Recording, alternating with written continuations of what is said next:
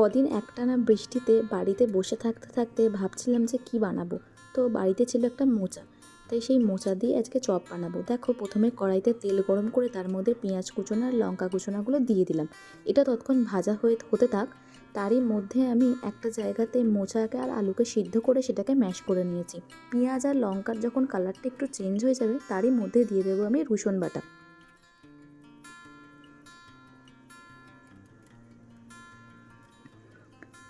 রসুনটা একটু ভাজা ভাজা হয়ে গেলে তারপরই দিয়ে দেবো আমি আদা বাটাটা।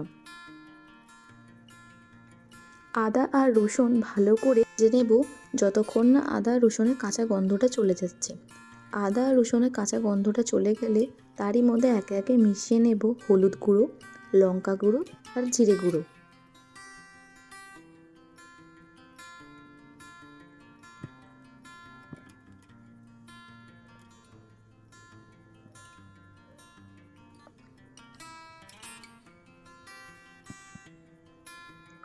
তারপর দিয়ে দেবো আগে থেকে আলু আর মোচাকে যে ম্যাশ করে রেখেছিলাম এর সাথে মশলার সাথে ভালো করে কষিয়ে নেব। আর তার সাথে দিয়ে দিয়েছি নুন, যেটা আমি ভিডিওর মাধ্যমে দেখাতে পারিনি। আর একটা ভাজা মশলা দিয়েছি, শুকনো লঙ্কা, জিরে, ধনেকে গুঁড়িয়ে। দেখো, মশলাটা রেডি হয়ে গেছে, কড়া থেকে উঠে আসছে। তারপর একটা পাত্রের মধ্যে ঢেলে নেব। ঢেলে নিয়ে চপের আকারে শেপ দিয়ে সেটাকে তেলে ভেজে নিলেই তৈরি হয়ে যাবে আমাদের মোচার চপ।